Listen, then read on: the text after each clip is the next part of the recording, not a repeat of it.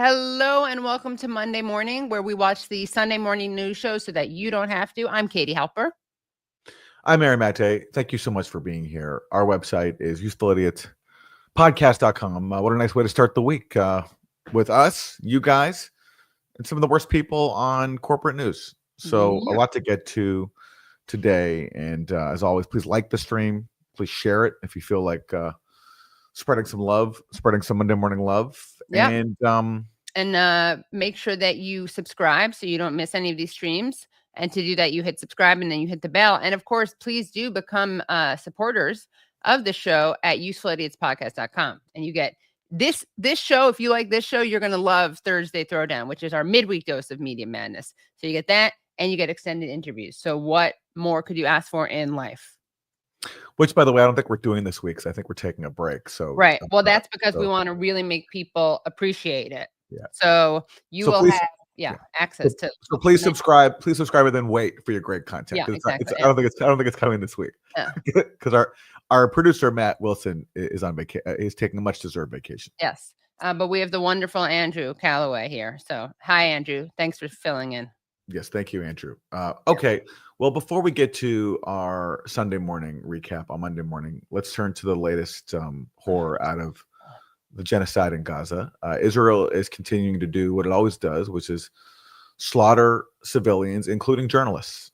It's killed hundreds of journalists so far, and it's just added at least 5 more to that list, including one of the most famous journalists in Gaza, Anas al-Sharif, who's a journalist with Al Jazeera, 28 years old.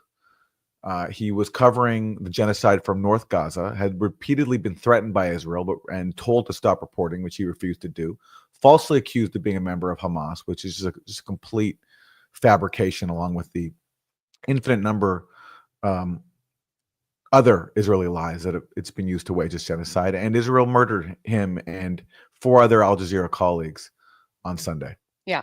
And by the way, just so people have a sense, this is, at least that we know of, they've killed over 232 journalists. And just to give a sense of context or comparison, so throughout the whole of World War II, 67 journalists were killed.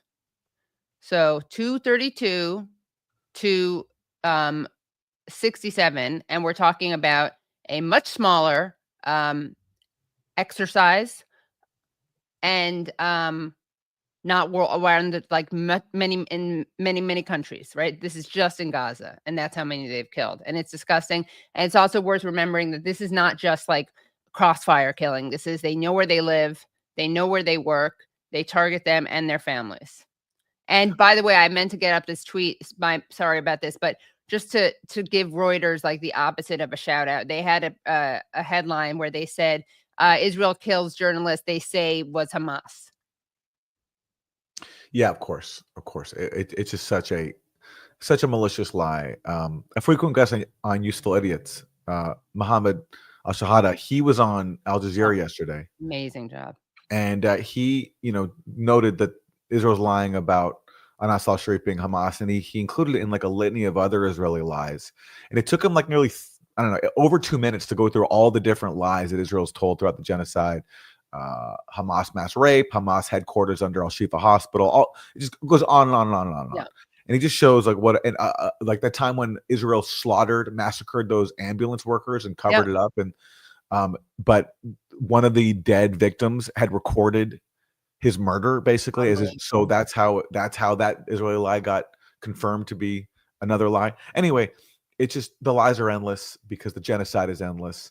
And Anas al-Sharif, one of the bravest people I can ever recall in my life, has just been assassinated along with many of his colleagues.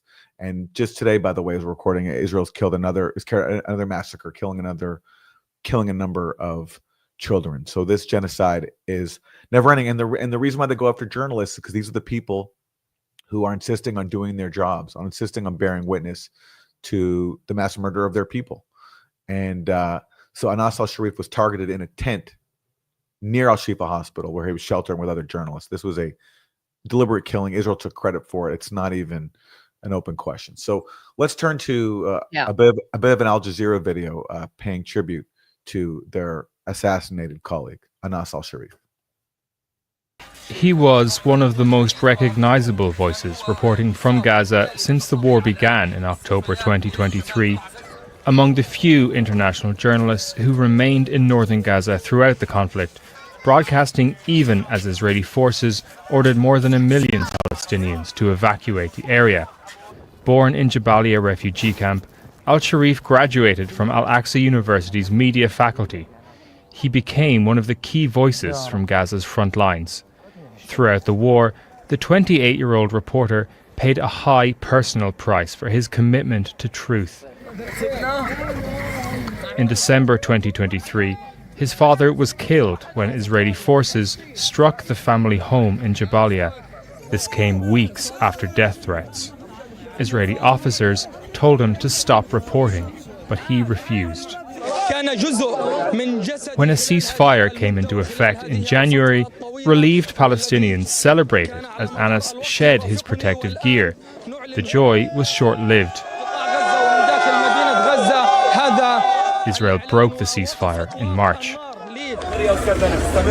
And in recent weeks, the pressure intensified. The Israeli army targeted him and his colleagues online, falsely accusing al-Sharif of being a Hamas member. Al Jazeera strongly denies those claims. The Committee to Protect Journalists warned his life was in acute danger. They called for international protection, but it never came. This is part of a pattern that we have seen from Israel, not just since October the 7th, but going back decades, in which it kills journalists, it accuses journalists of being terrorists, and then provides no credible proof. Yeah, of course it doesn't, because everything's a lie. Everything's a lie to manufacture consent for genocide, and the targeting of journalists. It's like they plan all this because they know these are the people who are so brave. They refuse to be intimidated. They refuse to be silenced even by Israeli threats on their life. And so they insist on bearing witness to the slaughter of their people. And that's why Israel killed Anas al-Sharif and his colleagues, just as they've killed more than 200 journalists in Gaza before them. Yeah, and it's again, it's not a conspiracy theory or an exaggeration or hyperbole to say you really have to disbelieve. By default, you should always disbelieve Israel. Like, they lie by default. You know how it's like innocent until proven guilty? They are liars until proven truthful. Let's hear from Anas al-Sharif in his own words. It's become a routine now for especially Palestinian journalists to write their own final message to the world in the event of their murder by Israel. Journalist colleagues of his have done the same, including Al Jazeera colleagues who have been slaughtered. And so this was his message, which he wrote, I believe, a few months ago to be released upon his murder. And this is some of what he said to the world. He said, "I have lived through pain in all its details, tasted suffering and loss many times, yet I never once hesitated to convey the truth as it is, without distortion or falsification, so that Allah may bear witness against those who stayed silent, those who accepted our killing, those who choked our breath, and whose hearts were unmoved by the scattered remains of our children and women, doing nothing to stop the massacre that our people have faced for more than a year and a half." That's from the final message from Anas al-Sharif. And, he leaves behind a wife, two children who he rarely got to see, as he insisted on continuing to cover this genocide, even as Israel threatened his life and falsely accused him of being a member of Hamas. And Asal Rod, I just want to show this quickly. Asal Rod, who's amazing. We've had her on the show. And she is a great media critic. She's a historian by training, but she's also a media critic. And here is the New York Times coverage of it. Israeli strike kills 4 Al Jazeera journalists, network says. Anas al-Sharif, a well-known correspondent for the network, was among those killed. Israel said it had conducted a strike targeting Mr. al-Sharif, claiming he worked for Hamas. So it's not in the headline, but it's in the subheadline. And here is Reuters. This is how they did it.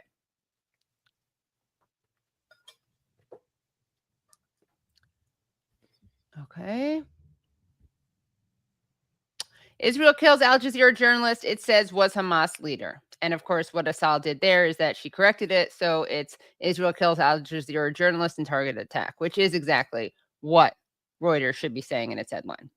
You know, like what's so especially crazy about these stupid headlines is like, when was he supposed to be being the Hamas leader? Like, he was literally in front of the camera all day documenting the slaughter of his people. So like, when did he find the time to like supposedly command a Hamas cell that that is supposed to exist where? And like the tents at the hospital where he and his journalistic colleagues are sheltering? Like, the guy was a journalist putting himself on the line every single day to document the slaughter of his people. So even in the deranged fantasies of people who think he was a member of Hamas, like, when was he supposed to be carrying out this this Hamas activity? It's just so the fact that Reuters can print that is just such a shame. Yeah. What can you say anymore? It's hard to, the evil and the cynicism and the duplicity. It's beyond words. But what can we do but keep talking about it? Yeah. And another hero is murdered. Another hero added to the Gaza Holocaust Memorial.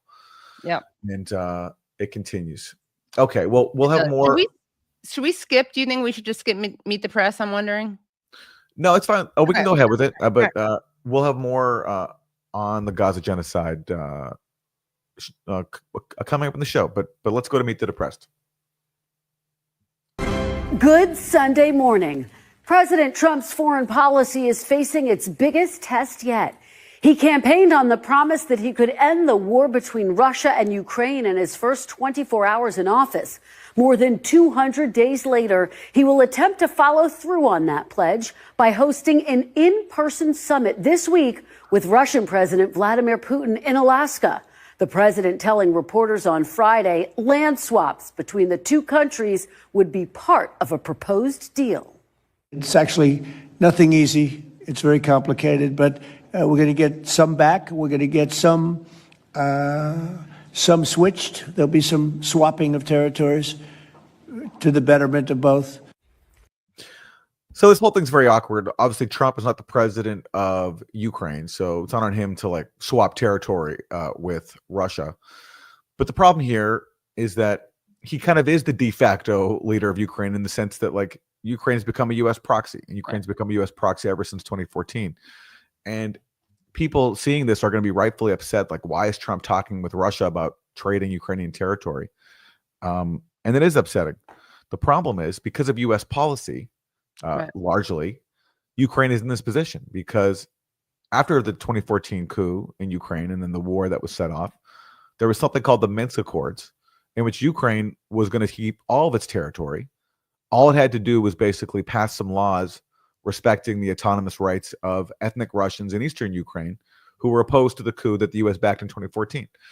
And rather than respect the Minsk Accords, the U.S.-backed Kiev government ignored it and continued to try to attack the Donbass, which then Russia launched a war for finally in February 2022.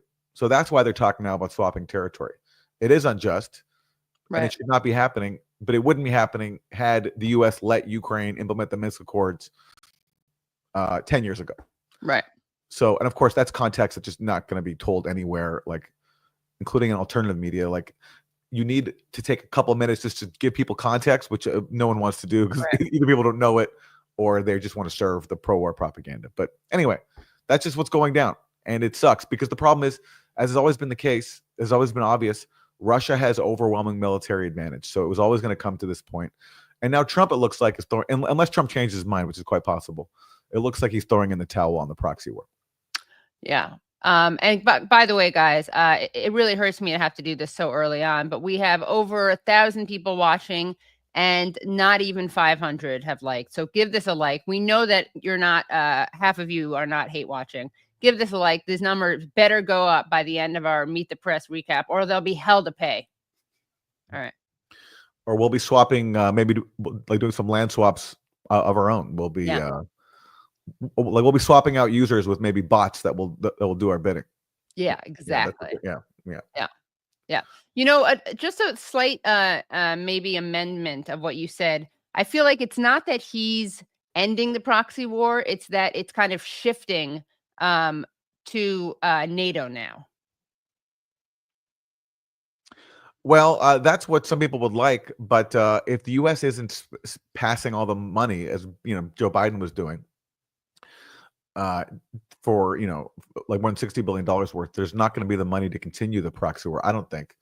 And unless so, and the problem is also just like Russia is taking more Ukrainian territory Right. in the Donbass, which is its main concern. But you're right. Listen, it's true. Like I'm not saying that the war is over. It just looks like Trump is, it looks like he's not going to be taking ownership of it, because this was, Friday was his big deadline for Russia to agree to a ceasefire. And it passed. And rather than announce new sanctions on Russia as he had promised, he instead said, I'm going to meet with Vladimir Putin in Alaska and we're going to land swap. So look, if Trump goes ahead with that, and again, it's fair to point out that he might not, because Trump changes his mind often depending on who he's talking to, then actually, I do think he will wind down the U.S. role. But it's true. It's fair to be cautious. And yes, there are definitely people that want NATO to take over. I just don't know if NATO has the money. Right. And they certainly need U.S. weapons to do it. Yeah. And Russia has the advantage right now, as was always going to be the case. And just remember, guys, this could have all been avoided if the Istanbul negotiations had not been sabotaged by Boris Johnson. They were ready to negotiate, and it was going to be a much better deal for Ukraine than it is now. That's right. That's other context that just we don't hear. That there was peace talks in Istanbul more than 3 years ago. They made progress. Again, the U.S. got in the way, and here we are. Yeah. Ukrainian President Volodymyr Zelensky has adamantly opposed any proposal that requires Ukraine to give up territory to Russia. NBC News has learned the White House is considering inviting Zelensky to the Alaska summit, but right now he is not scheduled to attend. Meanwhile, it's just so humiliating. Yeah. It's just so humiliating. Like Zelensky doesn't even get to go to a summit where the topic is his country and the future of his country and the territory of his country. But that speaks to the subordinate status that Ukraine has. And Zelensky just doesn't have the star power that he used to. He's facing increased protests at home. He's facing increased accusations of authoritarianism. And polls are showing large numbers of people want a negotiated solution, which is surprising because, especially given, just as in Russia, there's, harsh crackdowns on media inside of Ukraine where basically dissenting voices are curbed, and there's a lot of pro-war propaganda. And so the fact that the fact that even Western-backed polls are showing large numbers calling for a negotiated solution, it speaks to how bad things are and how tired people are of this war, which should never have happened. It doesn't justify what Russia did, but there were ample opportunities to avoid it before Russia invaded, and as you said, afterwards when there was peace talks in Istanbul. Right. And it's also worth noting that, it's in some ways I almost appreciate Trump's very humiliating treatment of Zelensky, not because I want Zelensky to be humiliated, but because it's more honest, right? Biden pretended that Ukraine had agency. That's true. I mean, in fact, they would always say, nothing about Ukraine without Ukraine, and it's all about what Ukrainians want. But then when Ukrainian negotiators reached the outline of a peace deal with Russia back in Istanbul 3 years ago, Biden came in and said, yeah, we're not going to back you up on that. And Boris Johnson came over and said, yeah, we're not going to back you up on that. Keep fighting Putin instead. And here's a lot of weapons to do it. Yeah. And here's the prospect of NATO membership, which we're going to dangle in front of you, but never actually give you. Yeah, that's the real thing. That's so embarrassing and just so pathetic and unfair. And just think about all the bloodshed that could have been avoided, but wasn't, because the U.S., without ever really considering granting them NATO membership, claimed that they would. All right, publicly, while privately saying it wasn't going to happen. Yeah, exactly. All right, let's turn to Lindsey Graham now.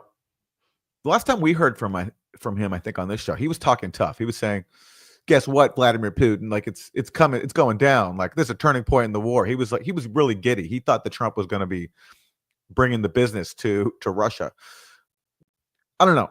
I'm not a body language expert, unlike that lady that Joy Reid brought on once to say that Bernie Sanders is like a pathological liar because of his mannerisms. But you tell me. I think Lindsey Graham looked very, very subdued here. He's not looking very happy. and he's not talking so tough anymore. So, Senator Graham, you take me to my next question. Let's talk about the red lines and what a good deal would look like. Yeah. Let's look at the map right now, Senator, there. This is a map of Ukraine. You can see the areas in red currently under Russian control. Now, President Trump this week didn't rule out Ukraine having to give up some of its territory, something the Ukrainians have rejected. Do you believe that Ukraine should sign a deal that includes giving up any part of their territory, Senator? Well, think about East Berlin and West Berlin as a way a conflict can be settled, at least for a period of time. North Korea and South Korea is in a state of truce. There's never been a final settlement. But I come on your show a good bit. I want to be honest with you. Ukraine's not going to evict every Russian. And Russia's not going to Kyiv. So there'll be some land swaps at the end. So At the end. At the end. So yeah, look, he's like, look, yeah, I come on here a lot and I say a lot of things. I talk about Ukrainian victory, but you know what? I got to be honest now. It's not happening. It's over.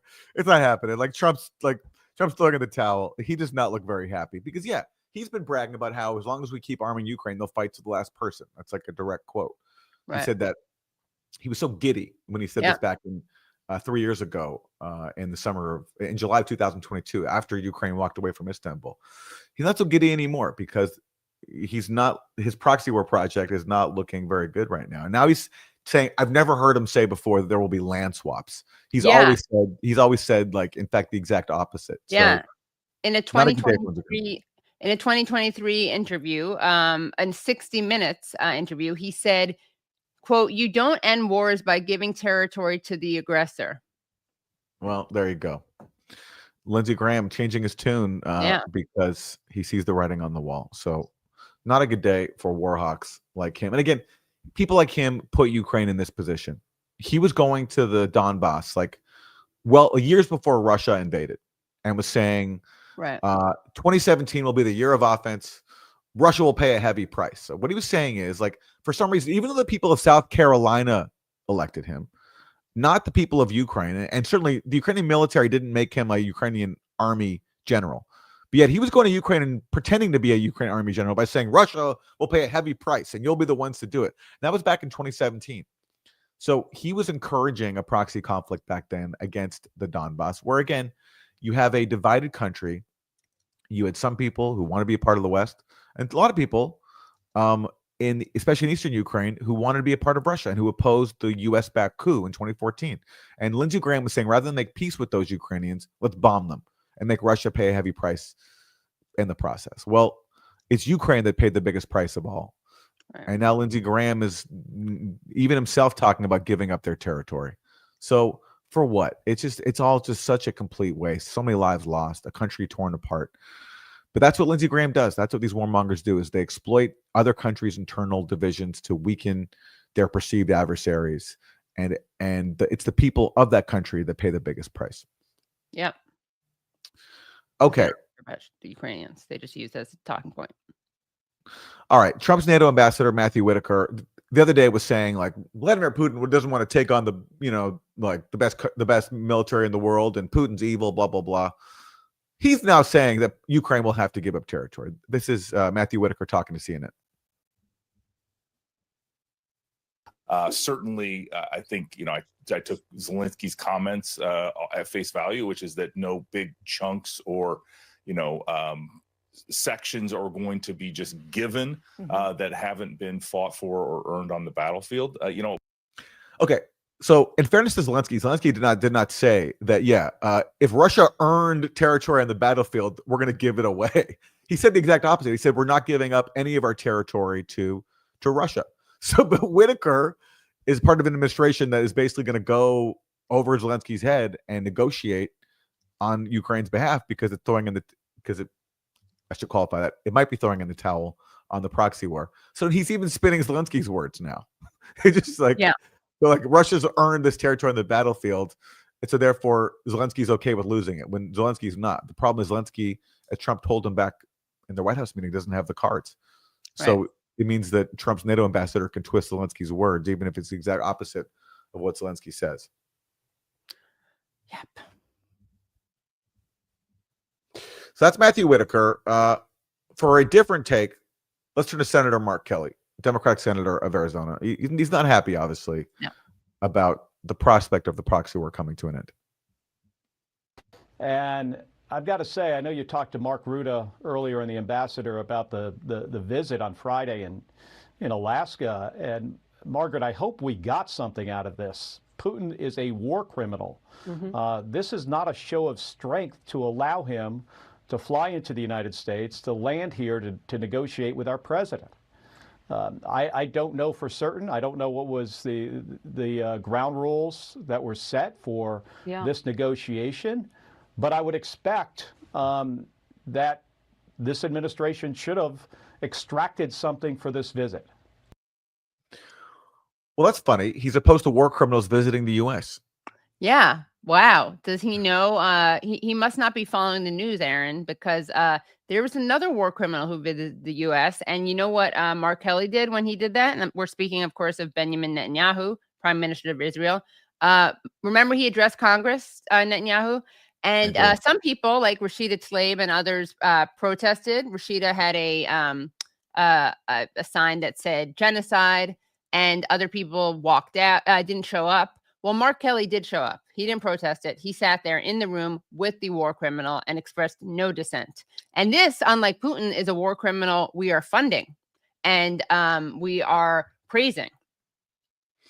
Yeah. And but what's funny is even in that clip where he's like, feigning indignation at a war criminal daring to visit the U.S., he even says like, well, shit, like if we're going to do it, like at least we got to get something out of it. Like what do we extract for this? So even his own like professed principle, he's even undermining because he doesn't feel as if like, let's have a war criminal, but at least like let's get something from it. We didn't even get anything here. But anyway, it's to complain about war criminals visiting the U.S. is really rich when Netanyahu has visited here multiple times. And Netanyahu, whatever you think of what Putin's done in Ukraine, it's just not even a comparison to what Netanyahu's doing to Gaza. Like, Ukraine, at least there's a war there. Ukraine has an army and it's backed by NATO. People of Gaza have no defenses whatsoever. None. Yeah. They have like, Hamas militants and other militants have like some rifles, some RPGs. That's about it. Yeah. So it's a straight up genocide going on for nearly 2 years in a defenseless death camp.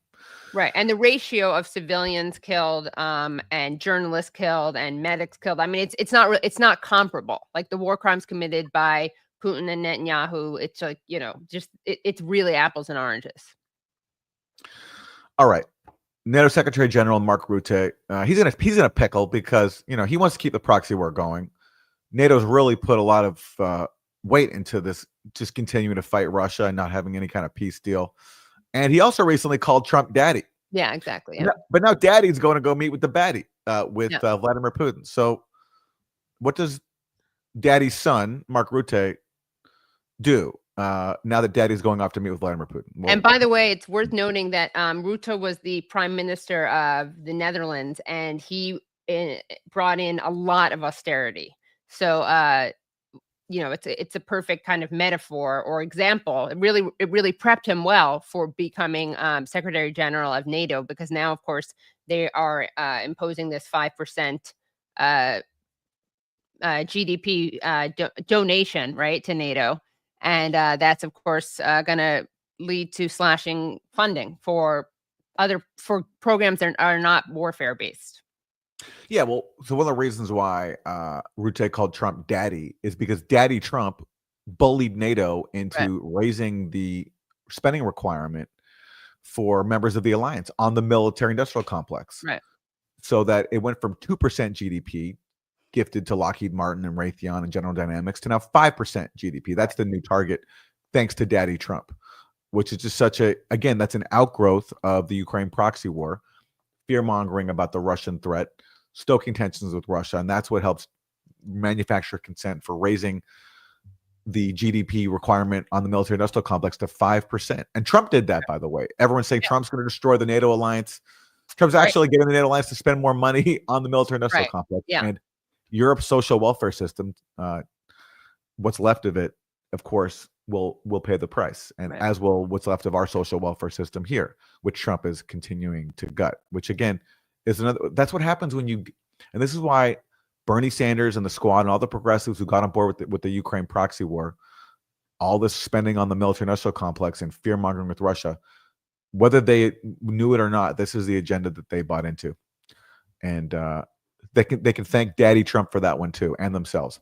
Right. Let's hear And from. it's really a win-win. Just like it's a win-win because the U.S. Trump gets to play like peacemaker, while Rutte is requiring more money be sent to the criminal military-industrial complex, and of course that puts money into the pockets of weapons manufacturers, U.S. weapons manufacturers, and the war machine kind of booms, and then Trump gets to pretend he's king, and it's just the best look for everyone involved. All right, let's turn to Mark. Call him Daddy Rutte, Secretary General of NATO. NATO has been coordinating the delivery of weapons purchased by NATO members to help out Ukraine. About $1 billion in military aid, I understand, has been facilitated from the U.S. to Ukraine. Are there plans that those weapons deliveries will continue regardless of what happens on Friday? By the way, look at how Absolutely. excited. Look at how excited he looks when she talks about weapons. Hold on. Those weapons deliveries will continue regardless of what happens See him smiling, and his eyes are really open. on Friday. There's something about being a corporate journalist where it's like, if you're good on one issue, then you just have to be like really Right. bad on another. So Margaret Brennan, to her credit, on Gaza, the issue of our time, compared to everybody else on corporate TV, not bad, right? She actually challenges people sometimes, and she brings on voices that are critical of Israel. Although, by the way, Adam Johnson did an article recently. He's a media critic. He pointed out, He's great. Yeah. I think his figure is not a single Palestinian has ever been on any of these Sunday shows. Like, and it's true. Unbelievable. Can we recall ever featuring a Palestinian voice on one of these Sunday shows? Like maybe Fareed Zakaria like once, but that's it. Like it's Right. Yes. never. Barghouti. He's had Barghouti on, for example. Mustafa Barghouti. But yeah, he's the total exception. Yeah. Yeah. So that's it. So not bad on Gaza, relatively. That's the qualifier. But and then on Ukraine, again, like all our questions are always like, is there a way to keep the proxy war going? Right. Can we get those weapons delivered? There's always this like urgency because she's so invested in this proxy war narrative. Yeah. And she was the, are we there yet? Are we there yet with sanctions? Are we there yet on sanctions? Yeah. Are we there yet on sanctions? Yes. Okay. Back to Mark Rutte. Absolutely. They will continue. So we had the first two packages committed by the Dutch and then by the Scandinavians. I expect further announcements in the coming days and weeks. And this is crucial. Basically, President Trump, as I said, opening the floodgates of lethal military aid into Ukraine again, paid by the Europeans. Wonderful. Lethal military aid. It reminds me of Kamala Harris saying that we're going to have the most lethal military. So wonderful. Europeans and Canada, which I think is only logical and fair, and this process has started. Of course, on top of what the Europeans are already doing, including investing in the defense industrial base in Ukraine. And as you said, NATO is coordinating all of this through our command in Wiesbaden, making sure that Ukraine has what it needs to stay in the fight and be in the best possible position when it comes to negotiations on a ceasefire / a peace deal. And that's not up for negotiation on Friday. And it's not up. We're not gonna take the weapons off the table. The weapons have to. The weapons. No discussion on the weapons. It's just like, okay, like listen. I get that people really are ideologically attached to like using Ukraine to kill Russians and sacrificing Ukrainian soldiers in the process, so that Ukraine has lost 40% of its working age population, according to a recent Ukrainian media headline. But this has also been the strategy now for a long time. It's like putting aside like morality and who you think is right or wrong. It's not working, right? Like the strategy, we're going to put Ukraine in the best possible position. Ukraine keeps losing territory and losing people. So just forget morality, principles, perception, facts, context, like the Minsk Accords, the Istanbul peace talks. Forget all that. Just, is this working? Is this working? Well, Aaron, it is working because it's bleeding Russia, which is what this war is about. It's not about saving Ukrainian lives. Yeah. Well, All right, people really just want to kill some Russians. That's the takeaway that I'm getting from they really want to spend money on weapons, okay, rather than social welfare programs, and they really want to kill Russians, and that's sort of the animating force right now in Beltway politics. You know, I just realized there's a little parallel there with Netanyahu, with the Israeli government, that we see how much they prioritize killing Palestinians over saving the lives of hostages. And again, Israel's shtick is that they are a safe haven for Jews, and they will do anything and everything required to keep Jews safe, except negotiate, right? So they don't care about the hostages. And, you know, they have freed 140 hostages through negotiations versus 8 through military actions. So again, obviously, if Netanyahu cared about the hostages, he'd be negotiating. And he even said out loud that even if they released all the hostages, he would keep genociding. I mean, as he put it, he would keep the war going, right? Because they pretend that there's no genocide. But again, really important piece of context that somehow no one ever provides. Yeah, Israel's also willing to kill its own captives too. They've done that in Gaza. They did that on October 7th by enacting the directive, and they killed their own captives rather than let them be taken captive because they don't want to negotiate with Hamas. They don't want to have to release the Israeli, the Palestinian hostages that Israel has kidnapped in the thousands and put in Israeli prisons. So yeah, and I believe the only remaining I could be wrong. I'm not even sure if there are any Israeli civilians left in Gaza. I'm not sure. The captives remaining might just be all soldiers, although I could be wrong on that. I don't want to get that right. So maybe there are some civilians left, but certainly the bulk of the captives left inside Gaza are Israeli military, which Israel just doesn't care about because it'd rather destroy Gaza and commit ethnic cleansing. Okay, let's turn to John Bolton. Why is this guy still allowed to talk out loud on corporate TV? I don't know. I think it's the facial hair. I think it may be the mustache. Yeah, maybe it's the mustache. Maybe it's the stash. It's All right. It's hard to find stash guests these days. Yeah. Right. Okay. Well, let's hear from him. The studio is the man who was with Donald Trump during that last Trump-Putin summit in Helsinki back in 2018, former National Security Advisor John Bolton. You just heard there from the NATO Secretary General. He says that he is convinced that Trump is going to hold, it's going to keep the pressure up on Putin, and this is a test for Putin. Do you agree with him? I don't. I think Mark's doing a great job. I would say that, except I hope I don't get him into trouble by saying it. I think Trump has made some... That's a joke because he and Trump are enemies now. So he's saying, I hope my endorsing him doesn't make Trump hate him or punish him. Mistakes already. Number one, in holding this meeting on American soil, legitimizing a pariah leader of a rogue state. Second, he's allowed... Letting you speak on TV, sir, is legitimizing a pariah former official of a rogue state, because this guy, John Bolton, pushed the Iraq War. He's pushed basically every single disastrous and illegal foreign war.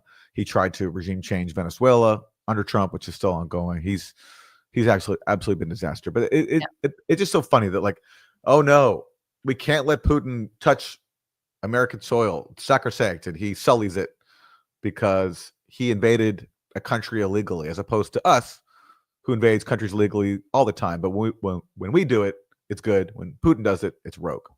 Right. Yeah. And by the way, Trump even said about one of the things he didn't like about Bolton was he thought he was like crazy and never met like a war he didn't like, something like that. Yeah, except then why did Trump appoint him to be his national security advisor? Of course. Yeah, no. Follow his advice all the time, including pulling out of the INF Treaty, which is like a really important which is a really important Cold War era arms control pact that had eliminated an entire class of nuclear weapons between the U.S. and Russia. And John Bolton, one of the first things on the job when he came in was telling Trump to pull out. Trump listened to him. So if Trump thinks Bolton's so crazy, then why did he listen to Bolton's ideas all the time? Yeah. No, 100%. I'm just saying it's funny that that was what one of the things that Trump said about him. Okay. All right. Speaking of crazy people, let's turn back to Lindsey Graham. Oh my God, this is amazing. This is unbelievable. Yeah. We saw before that Lindsey Graham is he's a little choked up right now that the proxy war in Ukraine is not going so well, especially with the prospect of Trump talks with Putin. So maybe Lindsey Graham can take out some of his frustration on the defenseless people of Gaza. I have to ask you about another issue that you are very focused on, the war in Gaza. We have 1 minute left. Israel announcing its plan. How can you call that a war? I know. mean, like, there's no point at which it was ever a war. Right. It's just a slaughter, a genocide. Yeah. There's no war. Wars happen between militaries, between states. Right. Palestine isn't a state. In Gaza, it's 2 million people in a defenseless death camp. Anyway. Yeah. But literally every time they call it a war, they're basically the war. propaganda. the war. Yeah, the war. This week to take over Gaza City. World leaders have called the move a dangerous escalation, Senator. How long do you see Gaza being occupied? And quite frankly, who should control it after? Quite frankly.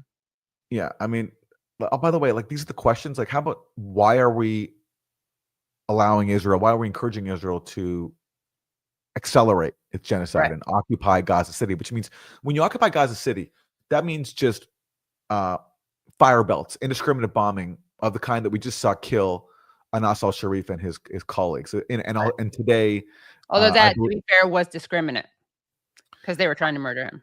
Yeah, but like, you know, and I believe, and today there was one bombing, I believe in, I don't want to get the area wrong. I believe it may be Zaytun, where at least like a number of children have been killed. I mean, that's what this is. So not like, how long will this take? Who is going to come in afterwards? Why are we letting Israel do that? Why are we being complicit in this genocide? Of course, that's never the question.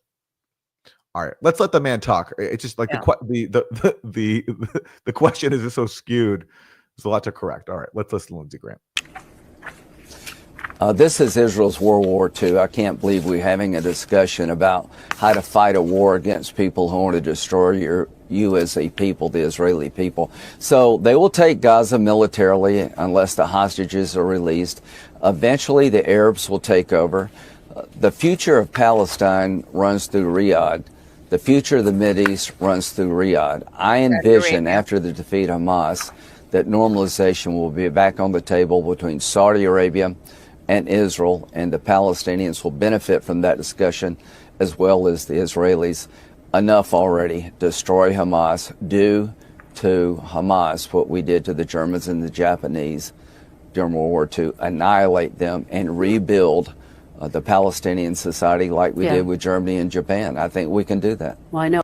Okay, so the obvious, obvious question here is like, okay, you're comparing Nazi Germany and World War II era Japan, which, you know, launched the attack on Pearl Harbor, both of which had a military. We're fighting a war. You just compare them to the defenseless people of Gaza, right? Like, not just Hamas. I mean, it's an off comparison anyway, but not just to Hamas, but the people of Gaza. Yeah. Yeah. I mean, look, even just taking Hamas, like, how can you possibly compare a barely armed guerrilla resistance movement in a defenseless death camp with no army to Japan and Germany during World War II? It's lunacy, right? It's nuts. And then, like, what did we do? Like, we dropped atomic bombs on Japan. Yeah. So he's calling for that now, basically. Yeah. It's nuts. And so that should be the obvious, like, there's so many things to like pick at there. And let's watch her follow up. Everyone is calling for those hostages to be released. Yeah, that's everyone. Yes, great. Everyone wants the hostages released. Not like, how can you possibly justify atomic bombing, dropping an A bomb on Gaza? Yeah. Thanks, Kristen. If you thought, okay. Next up, we got are we going to do Bernie next? This is all right. So we got two Bernie clips, two clips of the same interview. Let's play the first one where he criticizes Israel. And I think the really notable thing here is the intervention from Dana Bash, who famously, of course, when Pramila Jayapal brought up the high rates of civilian deaths in Gaza, she said, yeah, but you don't see Israeli soldiers raping Palestinian women. She never corrected that, by the way. All right, let's see, Dana. Let's take it away. Talk about Israel. Yes. Israel's security cabinet approved a plan to take control of Gaza City. Your response? Look, Israel had a right, of course, to defend itself from the terrible terrorist attack from Hamas. But what they have done since then. What does Bernie mean by that? If you want to say Israel, and this is important to scrutinize. On October 7th, if you have militants shooting at your civilians, you have the right to protect your people. Okay, on October 7th, right? That's happening. But after October 7th, after that attack is repelled, where did that attack come from? It came from occupied territory. Gaza is occupied territory. It's under a cruel, illegal siege. So at that point, there's no right to defend yourself against Hamas. Okay, there's only the obligation to end the occupation and then negotiate an exchange of hostages and captives, which Hamas was willing to do. So Bernie, though, kept saying after October 7th, Israel has a right to defend itself. Yeah. And he even opposed a permanent ceasefire with Hamas. He said, you know, like, how can you broker a ceasefire with Hamas given what they just did? Well, actually, that was the only solution, was to immediately have a ceasefire and broker a release of hostages, both the Palestinian hostages by the thousands that are in Israeli prisons, and the few hundred Israeli hostages and captives, because some of them were military, that were taken to Gaza, and then withdraw the occupation and the illegal siege. That's what should have been called for. But Bernie, despite having some good stances and being better than pretty much everybody else in Washington, kept expressing his fidelity to Israel's non-existent right to defend itself from an occupied people. And I'd say better than anyone else in the Senate, because Rashid is a lot better than he is. And sure, yeah. Fair enough. Yeah. Certainly better. Certainly in the Senate, yes. Yeah. Anyway, you know, that's Bernie. I think that's the flaw in his rhetoric, which he keeps repeating. But so be it. Is gone to war against the entire Palestinian people.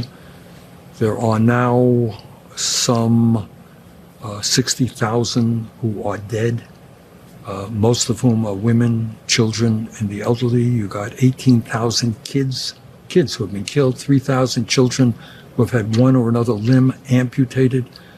And now on top of all of the destruction, human destruction, incredible destruction of their housing, of their schools, of their universities, of their healthcare systems. On top of all that, what Netanyahu does is impose a blockade preventing food to come in, and people are starving to death. So I think the good news is that we're making some progress. I offered a resolution, as you know, a couple of weeks ago. We got 27 votes from Democrats to stop military weapons going to Gaza. No Republican support. But you know what I think?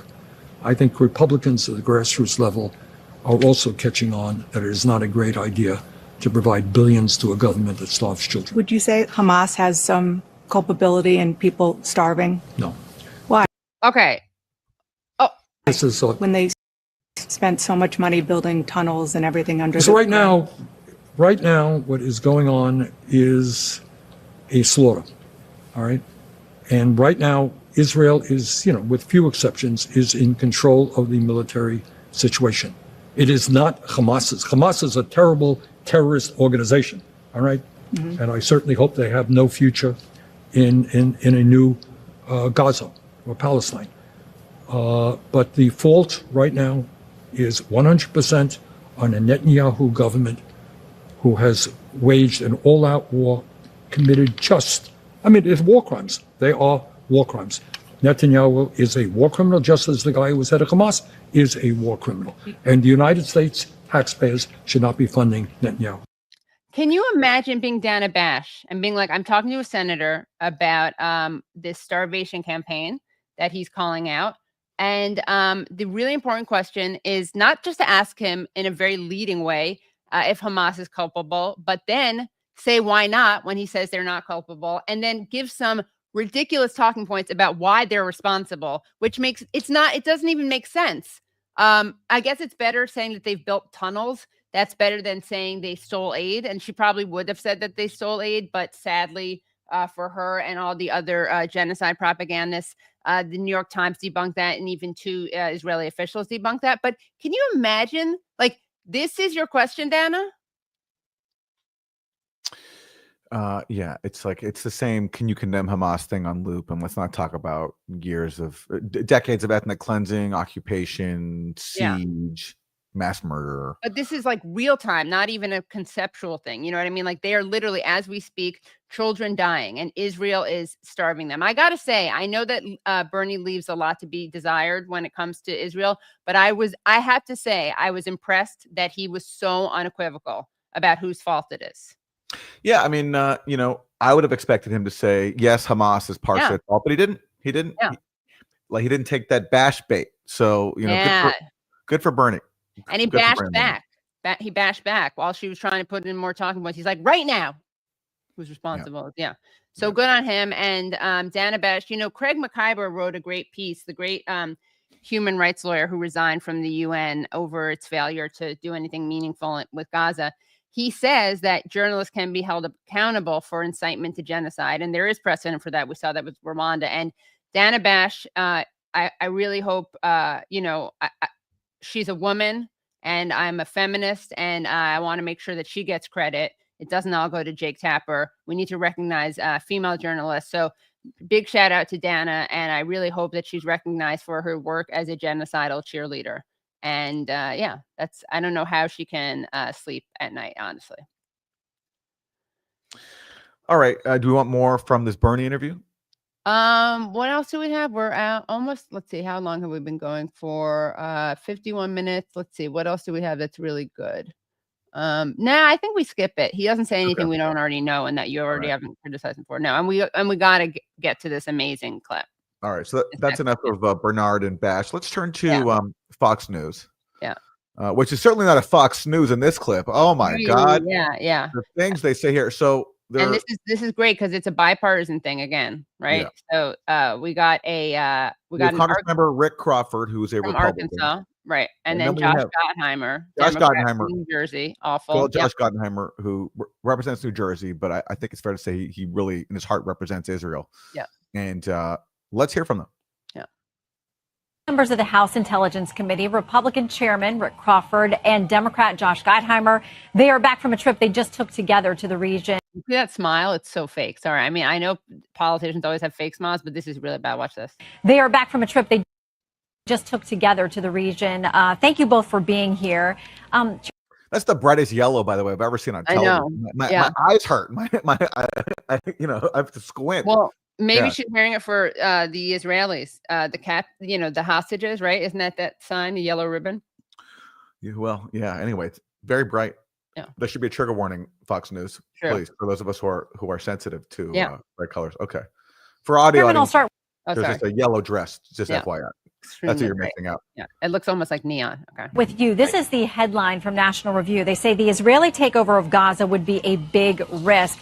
They say it would put more IDF soldiers in harm's way in fierce urban warfare that could surpass anything seen to this point in the war. It would also raise the risk that Hamas will simply execute the remaining hostages. So again, National Review is a right-wing publication. So they, of course, are. I kind of appreciate that they're openly not giving a shit about the people of Gaza being slaughtered, but they're making the argument that it's not really good for the IDF or the hostages. The invading barbarians might be at risk. The invading mass murderers might be at risk. So let's think about that before we send them in to slaughter. So, Chairman, what did? Oh, sorry, I didn't mean to. Yeah. What did you hear from the hostages' families? Because we hear growing concerns that echo that.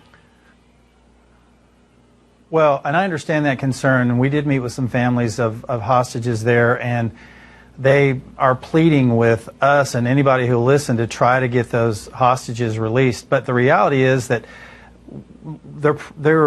we don't give a shit.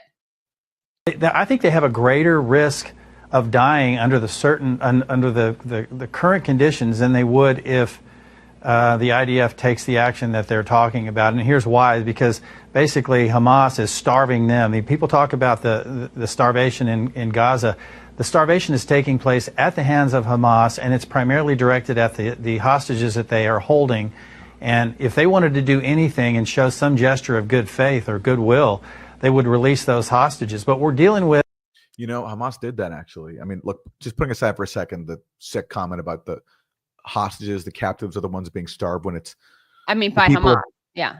by Hamas, when it's the people of Gaza that are being starved by Israel. We can all see the images, and we can all see the death count that continues to rise of people dying from starvation, including children and infants. But putting that aside, Hamas did try a goodwill gesture. They released Adon Alexander, an Israeli-American captive who was an Israeli soldier. He was fighting the Israeli military. He was fighting for the Israeli military. They released him a few months ago after talks with Steve Witkoff. After Steve Witkoff sort of gave him like a nudge, wink, wink, like if you do this, like we'll scratch your back, we'll get this blockade lifted.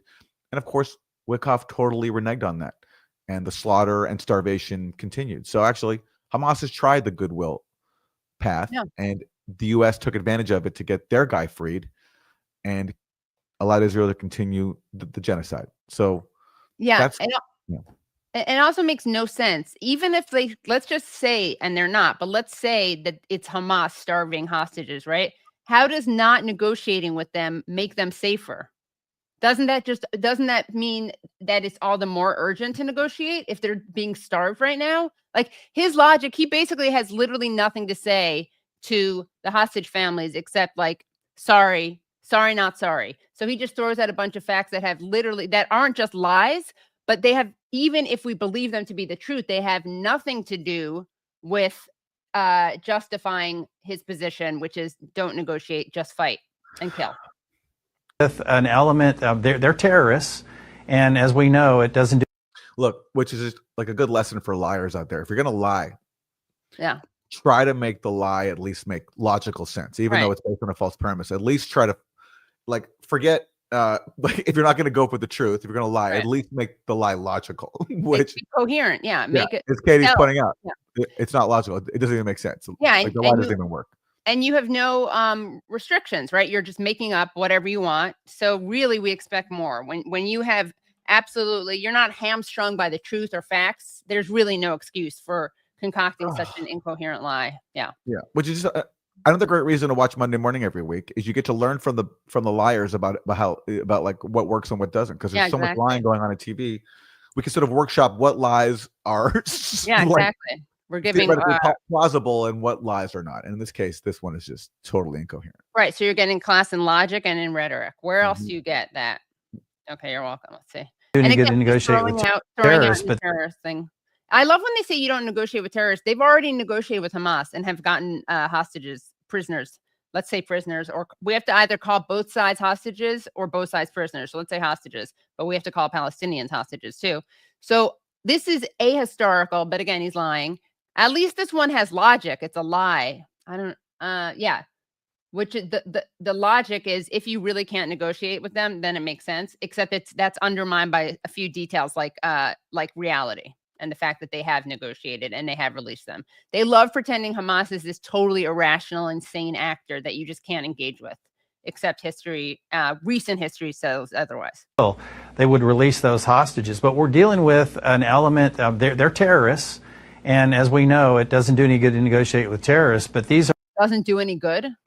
In my estimation, and by the reports that I've seen, and some of the things that we've seen, in the action that Hamas took along the Gaza border and the kibbutzes that we did. He said kibbutzes, which is hilarious because the kibbutz is like to shoot the shit in Yiddish. Along the Gaza border and the kibbutzes that we visited, these are subhumans that can't be dealt with, and so these hostages are in there. I like that. I want to give him a shout out because a lot of people are saying more and more. I used to be really uncomfortable comparing Israel to the Nazis. I just found that not a great historical comparison. But as Daniel Levy says, who was a negotiator for Israel, I interviewed him when I was in London for the documentary I'm making about Holocaust survivors speaking out against the genocide, which includes, of course, Gabor Mate. And he said it's almost like they're daring us to make the comparison. And with rhetoric like subhuman, really? Their hands, being starved, being used for propaganda purposes. It's a travesty, and what's even worse is the Western media and some of these Western governments are going along with it. Well, and how is the Western media and Western governments going along with it? By acknowledging that there's starvation, finally? That's what he means. Yeah. That's what he means. He means he's mad that there's even some governments acknowledging that Israel is starving people before our eyes, as we can all see for ourselves. And as Israelis openly admit, he's mad that like people are acknowledging somewhat reality, even though they're not doing anything about it. Yeah. I'm sure it gives him a lot of solace. As you pointed out, they're not doing anything about it. So when he goes to sleep at night, and he's crying because some people are acknowledging starvation, at least he can take comfort in the fact that they're not doing jack shit about it. We have a number of governments out there, allies of ours, who are saying that they think how this needs to end is that there needs to be a recognized Palestinian state. Critics will say that's rewarding Hamas for what it started on October 7th. But Congressman Gottheimer, within your own party, you've got Congressman Ro Khanna saying this: Netanyahu's plan to occupy Gaza is a red line. It is urgent for the U.S., like France, UK, Canada, to recognize a Palestinian state. This must be the position of the Democrat Party. How is that conversation going internally in your party now about this situation in Gaza and beyond? It's hard. It's hard. Like, we got people who see Palestinians as human beings, and it's difficult. You know, I have to be frank about that. It's not easy to have people in my party who I work with, who I caucus with, who see these subhumans, as my respected colleague just referred to them as equal human beings. It's hard. I'm not going to lie. I'm working on it. Okay. It's hard for old Joshy over here. Yeah, they should have like facilitators to help them deal with this, right? Or like maybe they can have workshops, and they, when you pass the pillow to talk.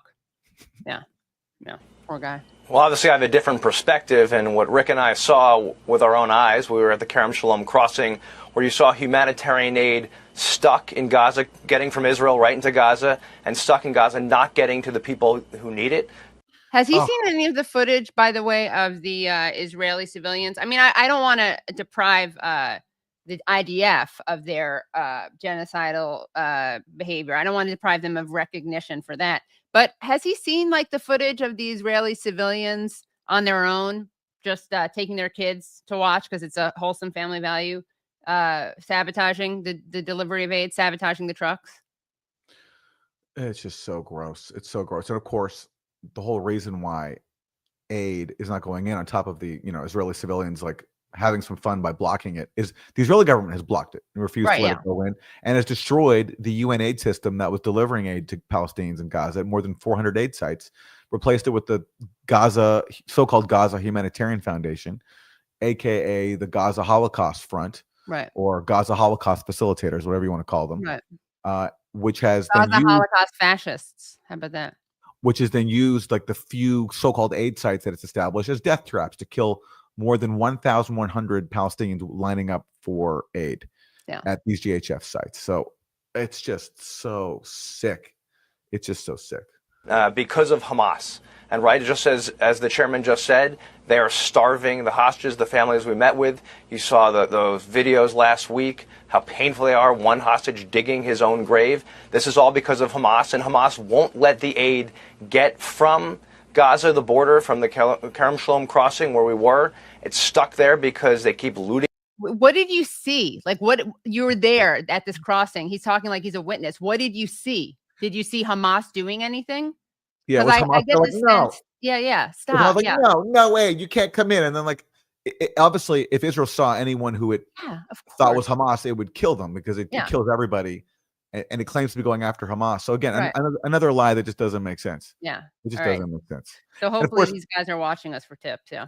And by the way, the people, like, there has been some looting of aid inside of Gaza, but the New York Times about a week ago had an article in which it quoted two senior Israeli military officials acknowledging that there's no evidence that Hamas is doing that. In fact, some of the looters have been gangs armed by Israel.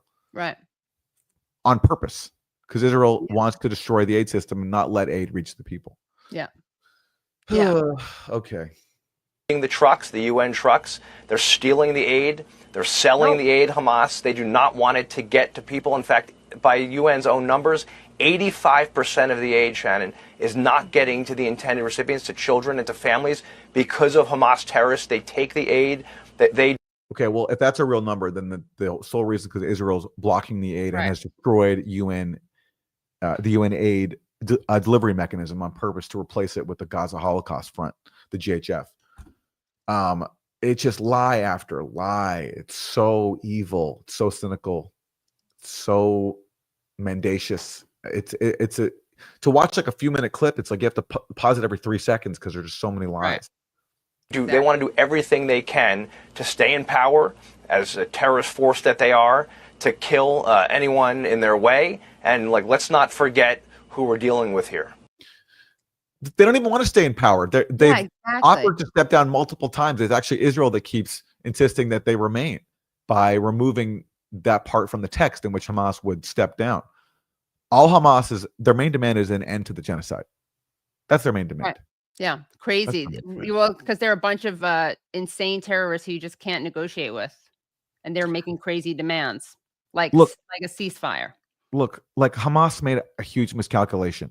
I mean, putting the best spin on what they did. I think they thought that Israel would care about the lives of their own people, and that way they can negotiate an end to this and even get some Palestinian hostages freed from Israeli gulags. But that's not what happened. Israel used October 7th. As a pretext to destroy Gaza, which has long been Israel's fantasy, because Gaza is, as Rashid Khalidi calls it, it's the crucible of resistance. And when you're not occupying power, you can't tolerate any resistance. You can't tolerate the subhumans, as Rick Crawford called them, raising their heads and insisting on their right to freedom. So they took the opportunity, and they're still taking it, to destroy all of Gaza and expel as many people as possible. Right. Yep. And also they didn't think that they'd be able to penetrate as much as they did, right? Because they expected actual soldiers to be there. And there was a really delayed response, and people have a lot of theories about why that was. But to be the most charitable to Israel, it certainly didn't help that a lot of the IDF were at the in the West Bank helping protect settlers as they terrorize Palestinians, including kill them. All right. Well, after all that, let's go for a little comic relief to end the show. Vice President J.D. Vance, he was interviewed on Fox News, and he was asked about that whole Jeffrey Epstein thing, which has recently been engulfing the Trump administration. A lot of top Trump people had been campaigning on a promise to have maximum transparency for Jeffrey Epstein, put out allegations of a cover-up of an elite pedophile network. And then when Trump came to office, they've offered no transparency at all. And in fact, they refused to release whatever files actually exist. So here's J.D. Vance on that one. Transparency, but I have to say, Maria, I laugh at the Democrats who are now all of a sudden so interested in the Epstein files. For 4 years, Joe Biden and the Democrats did absolutely nothing about this story. We know that Jeffrey Epstein had a lot of connections with left-wing politicians and left-wing billionaires, and now President Trump has demanded full transparency from this, and yet somehow the Democrats... Wait, Trump has demanded full transparency? Like, he's the guy who told everyone to move on and stop talking about it. He's not going to release anything. So what is JD talking about? Yeah, exactly. If only he could appeal to the president. If only Trump could appeal to the president or something. Yes. Yeah. And also, as a leftist, as someone who considers, myself to be left wing, I resent being told that like Bill Clinton is left wing. The leftist, exactly. Who was hanging out with Jeffrey Epstein or Alan Dershowitz. Right. These guys are not left wing. They have a lot more in common with you, JD Vance, than they do with us. Exactly. Democrats are attacking him and not the Biden administration, which did nothing for 4 years. Was it the right move for? Yeah. Okay. Yeah, it's true. And that's why, personally, listen, I've expressed my views on this. I do think the Epstein thing is overblown. I think the Trump universe used this to like gin up another fake controversy, a fake cover up that they could like get people riled up over. But they were, during the Biden years, they were saying there's a massive cover up and we're going to expose it when we got into office. And of course they didn't, because I think this thing has been overhyped. Jeffrey Epstein certainly committed crimes, but this idea of like a massive pedophile network being covered up, to me, and blackmail, I don't know. To me, this sounds a lot like Russiagate did. But regardless, it's Trump influencers who use this to gin up their base, promise transparency, and now they're facing a backlash because people want the transparency that they promised. Yep. It's more of the fake pretending to take on the deep state. Yeah. To the Clintons. It absolutely was, and it drives home how. Wait, let's hold on a second. The right move for Comer to send subpoenas to the Clintons. It absolutely was, and it drives home how, while the Democrats have tried to make this Epstein thing about anything but, the fact that Democrat billionaires and Democrat political leaders went to Epstein Island all the time. Who knows what they did, but it's totally reasonable to ask these questions. What you saw in the House's subpoena is they are trying to investigate all of the things related to this particular case. I know a lot of Americans want answers. I certainly want answers. And I think James Comer and the team of the House, they're doing the right thing. And of course, we know that Clinton, or allegedly he went to the island 26 times, 28 times. Totally appropriate for Comer to be asking what was going on at that island. Let me get your. I mean, okay, let's just give some credit to Republicans, including Trump, who have had major associations with Epstein. You and I have a little bit of a difference of opinion, Aaron, on the I don't believe in all the claims about Epstein, like, or at least I don't believe that there's evidence for some of them, but I do think that there was a child abuse ring.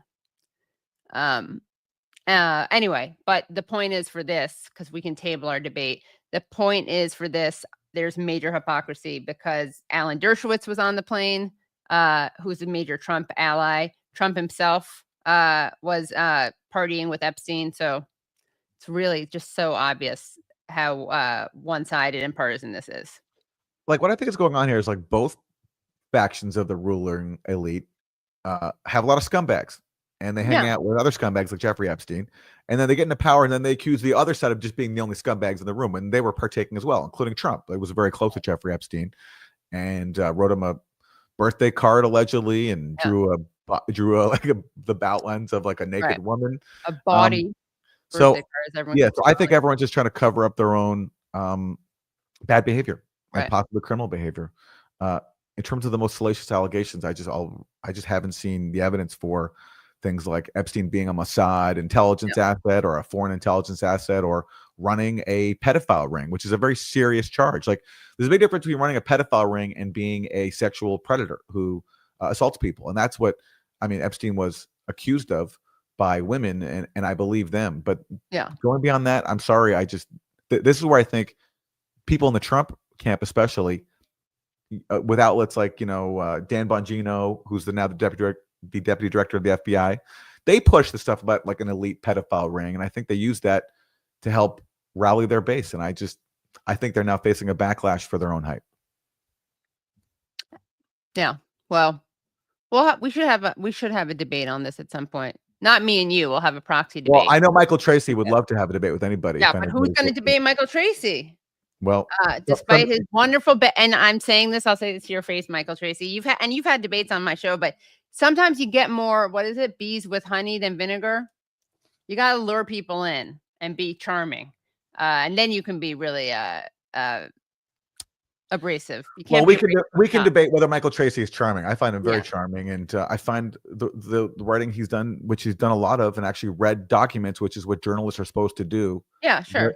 Very persuasive, and a lot of this is, I think, not based on reporting journalism; it's based on conjecture, and that's not what I do.